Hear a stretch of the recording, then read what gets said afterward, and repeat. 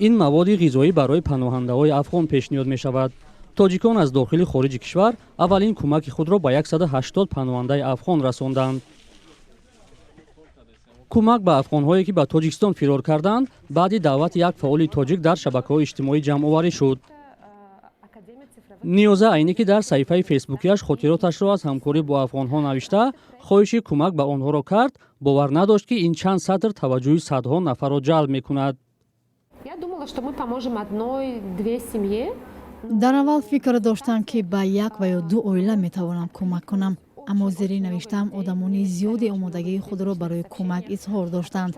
به من زنگ میزدند و میپرسیدند که چگونه با هم واخوریم و مسئله کمک را بررسی کنیم. بعدا ما در برای جمع آوری کمک به پناهنده های افغان اعلان دادیم. در جمع آوری و تقسیم کمک به ما سازمان پیشرفت خیلی کمک کرد. من از چندین سازمان های دیگر نیز منت دارم که در این کار خیر ما را همراهی کردند. تشبثکاران اول می‌خواستند به پناهجویان داروباری و وسایل تحصیل کمک کنند، ولی وقتی دیدند که مبلغ زیاد جمع شد به نیازمندان مواد غذایی هم بردند. جریان جمع‌آوری و تقسیم مبلغ‌ها با گفته نیازی در همکاری با حقوقشناسان و سازمان‌های حقوقی راه اندازی شد. قبلا ما از حقوقشناسان و سازمان‌هایی که با خیریه سر و کار دارند مشورت کردیم. همچنین با سازمان‌هایی که با پناهندگان کار می‌کنند مراجعت کردیم و چند واخوری‌ها گذرانیدیم و آنها به ما روی خط پناهندگانی آسیب پذیر را پیشنهاد کردند.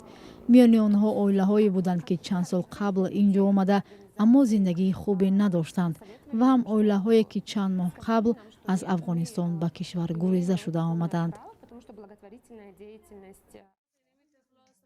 پیشنهاد کمک به پناهنده‌های افغان از سوی کاربران تاجیک شبکه‌های اجتماعی زیاد صدا می‌دهد. در پی حادثه‌های اخیر در افغانستان ده‌ها ساکن این کشور به تاجیکستان فرار کردند. آنها قسمی در خانه‌های اجاره و مهمانخانه و قسمی هم در خیمه‌ها زندگی دارند.